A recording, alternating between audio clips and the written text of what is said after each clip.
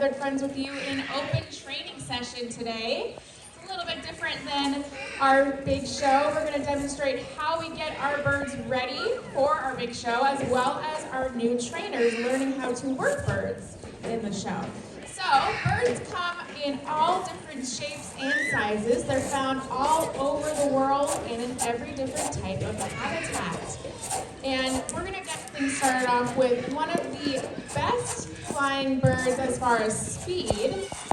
And that's going to be helping us right now is Dimitri. Yeah, go for Dimitri. So what he's sitting here on right now is a leather lure that's going to be kind of simulating a bird in flight. So from the top of our hillside, this is our peregrine falcon. I think I know where it is. Yep, there it is. Here it comes. Wait, I want to get a good angle, but here it comes. Here it comes. They're actually really good flyers. We have trained our peregrine falcon to associate very positively with this leather lure. He knows that once he catches it, you will get a yummy snack. He's showing off that speed. The peregrine falcon is the fastest bird, fastest animal on the planet. They can clock speeds upwards of 200 miles per hour. Here he comes in for his final strike. There he goes. Great flight by our peregrine falcon. So it's pretty hard to believe, but we almost lost this bird entirely from North America due to a pesticide called DDT. What DDT would do is it would make its way up the food chain, starting with insects to smaller birds, and then into those peregrine falcon bodies, leaching the calcium from their bodies. That way, when the birds went to lay their eggs were so fragile that under the weight of those adult peregrine falcons, their eggs would break. Unfortunately, this led to an entire generation of peregrine falcons being lost. Fortunately, in the 1970s, DDT was banned, and by 1999, the peregrine falcon was completely removed from the endangered species list. Yeah, pretty amazing. So our first bird was flying very quickly up in the air. Our next bird likes to spend most of his time on the ground. Joining me now is Abe. He is an Abyssinian ground hornbill. They're the largest species of hornbill. We have a couple others here on the zoo, but this is our Abyssinian. They are found in the grasslands of Africa, and they are omnivores, meaning that they eat many different types of food, plants and animals. And one of their favorite things to eat are snakes. Abe here is demonstrating that technique with our very dangerous, highly venomous California rubber snake. Abe knows instinctively to grab that snake right behind the head, give it a good shake. That way he knows he won't get bitten right back by that snake, which is important because many species of snakes in Africa are venomous. These birds do have the ability to fly, but they do spend most of their time on the ground and running away just like that. Thank you, Abe and Dimitri.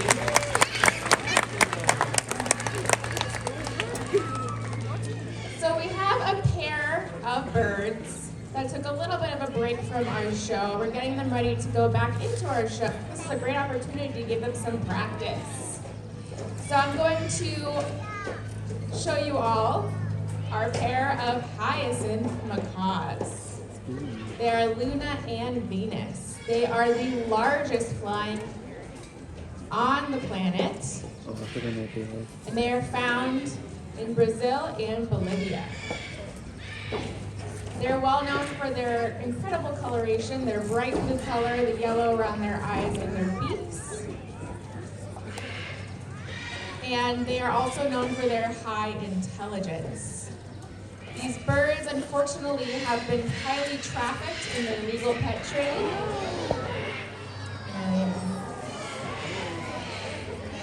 And And unfortunately, they're taken out of the wild as nestlings and as eggs.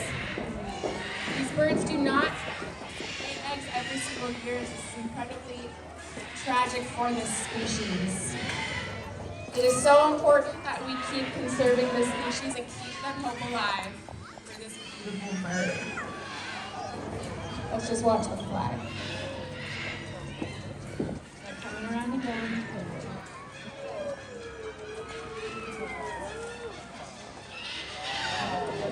Amazing flight by Luna and Venus. Look at they're pretty ready to get back into our show.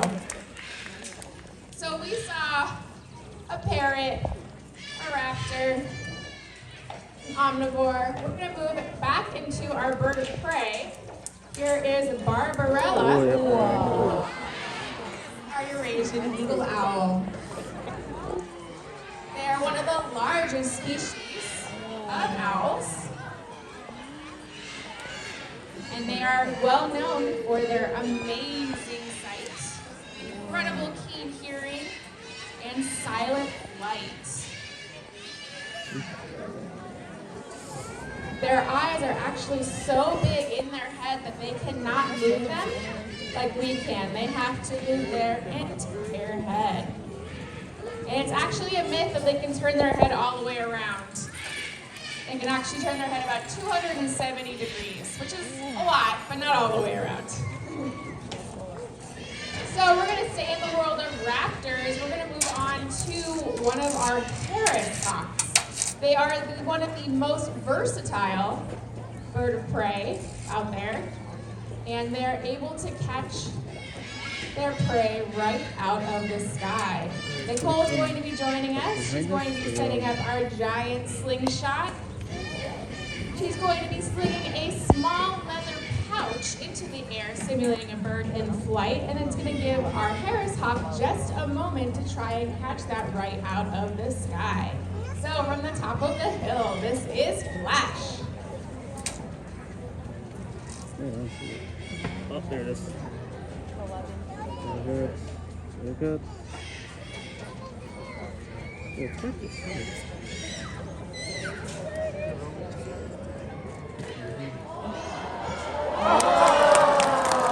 Amazing catch by Flash. Great shot, Nicole. That actually takes a lot of practice to be able to shoot that thing. So we're all learning how to use that too. I'd like to talk about one of the most popular conservation success stories here at the Los Angeles Zoo. It's very near and dear to our hearts. A local bird, and that is going to be the California condor. We're actually going to be training Nicole on how to work with the California condor during her show. So she's going to be shadowing Dimitri and learning how to work with her during our show. So any moment, Hope is going to be joining us here on stage. Over the past few centuries, this California condor has had its fight against extinction. The main cause is due to deadly lead poisoning. Condors are in the vulture family, which means they eat carcasses. And unfortunately, lead bullets were used for hunting for many, many years. And unfortunately, often during hunting, lead bullet fragments would be left in the carcasses. The California condor would eat those carcasses and end up with deadly lead poisoning. That's why in the 1980s, only 22 individual California condors remained. These 22 individuals were the founding members of the California Condor Recovery Program that was started right here at the Los Angeles Zoo. We brought those 22 individuals in, we treated the ones that had lead poisoning, and we started our breeding program. That program has been so successful and has spanned between many other facilities as well that the population of California condors is about 600 now. And over half of those are living in the wild. This is Hope. She's a 10-year-old California condor. She was actually destined to join a wild flock in the Grand Canyon, but unfortunately, as a nestling, she sustained a wing injury, which left her unable to soar and therefore survived in the wild. Hope now has the important role of educating our guests and inspiring them, reminding us all that if we all work together, we can save species from the very brink of extinction. Yeah, it's pretty great.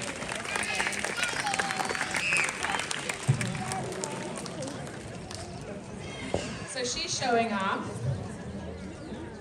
how she likes to be on stage. Thank you, Hope, Dimitri. Great job, Nicole.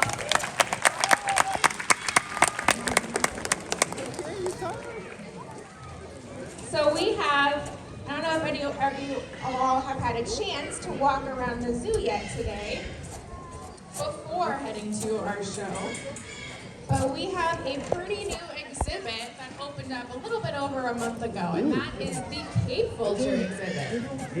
So the Cape Vulture, again in the vulture family, we have an individual Cape Vulture that lives right here at the bird show, and we wanted to give you all a close view of them flying. They have their own personal way of soaring through the skies. So, from the top of our hill, this is Louise. Oh, I know I have seen one. Oh, no. Oh, no, I have. Oh, that's cool.